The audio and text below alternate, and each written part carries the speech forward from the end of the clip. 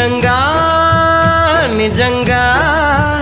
ఇలా ఈ రోజే తొలిసారిగా పడ్డానండి ప్రేమలో మరి విడ్డూరంగా ఉంది లేది పడ్డానండి ప్రేమలో మరి విడ్డూరంగా ఉంది లేది